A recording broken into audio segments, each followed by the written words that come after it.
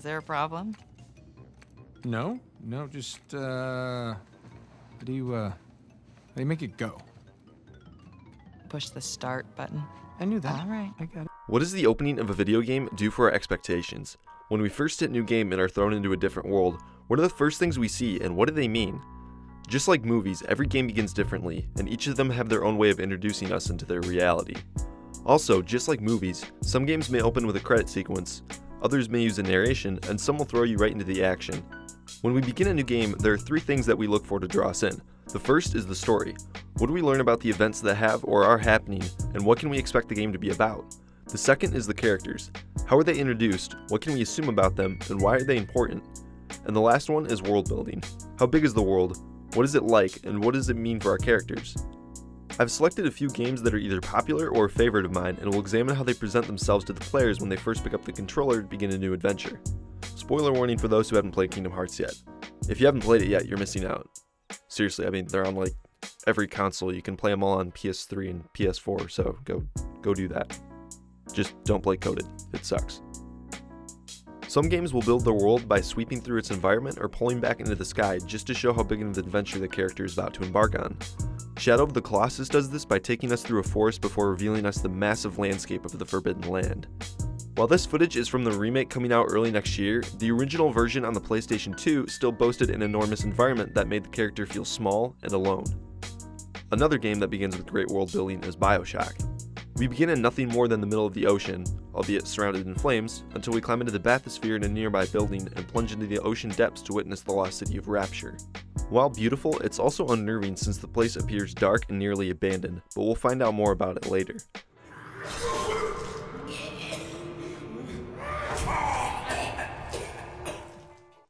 One game with an iconic environment that barely shows off any of it in its opening is Silent Hill. The very title of the game is the name of the town it takes place in, but the little of it is shown in the opening, and instead shows nearly every character in the game. Since it is a survival horror game, it may be attempting to keep its place a secret from the player until they finally move it themselves. On the topic of characters, Uncharted has had some of the most memorable ones to me. Using the third game as an example, we're reintroduced to Nathan Drake and Victor Sullivan. If it's your first game of the series, it's not a big deal. In fact, I played the second game first and got by just fine.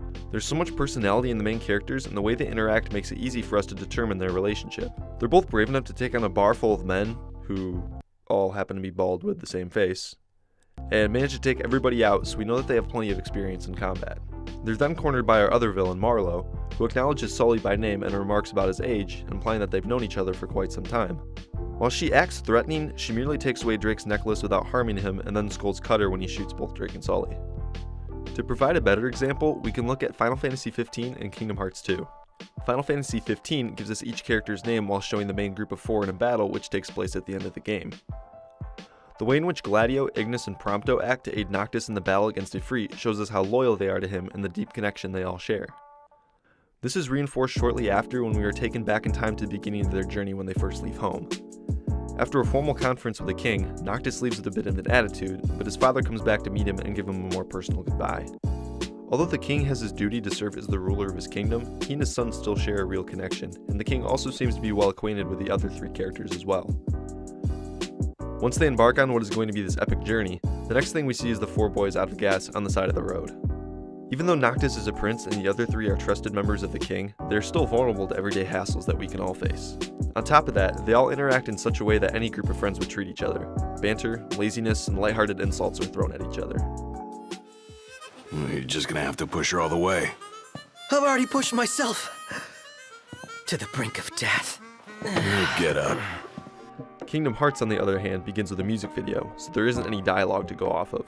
While the opening is essentially a recap of the past two games, it relies heavily on the characters. We're reminded of the relationship they shared, especially between Sora and Kairi.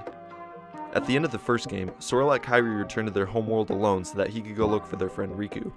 We see her age in the opening, still in the same spot waiting for him, but appears to be losing hope. The next shot is crosscut between her and Naminé, both singing the same lyrics. You find out at the end of the game that Naminé is the nobody of Kairi, which, to make it as simple as possible for those who aren't familiar with the series, is a version of a certain person without a heart. They do a similar thing with Roxas, the nobody of Sora. He falls beneath him into the same place that Sora had begun his journey, the Station of Awakening. A better example than Kairi and Naminé that acknowledges the connection between them.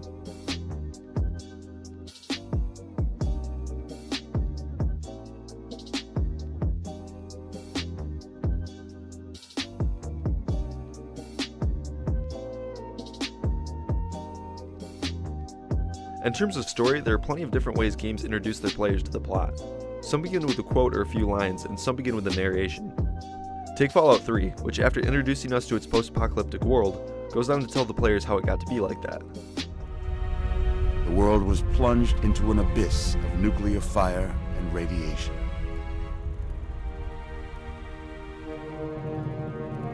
But it was not, as some had predicted, the end of the world. Instead, the apocalypse was simply the prologue to another bloody chapter of human history. It catches you up to speed and begins you in Vault 101 at your birthday party.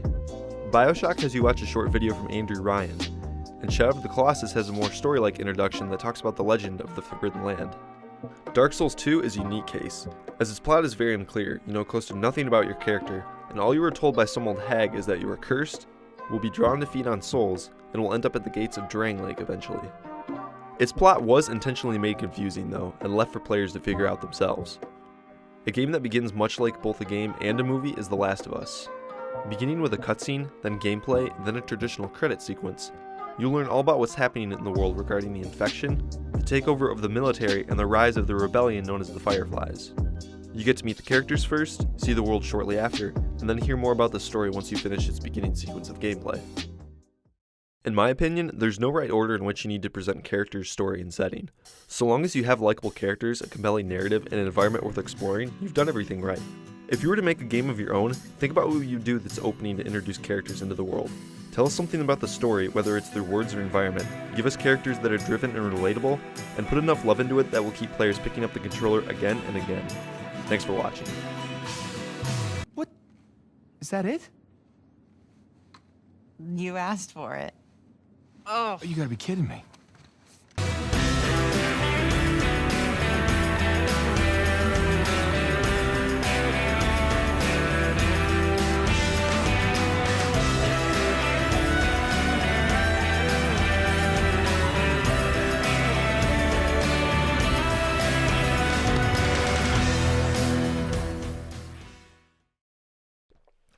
Oh, you got plenty of deodorant in here. Maybe if I rub that on my tongue, it'll help.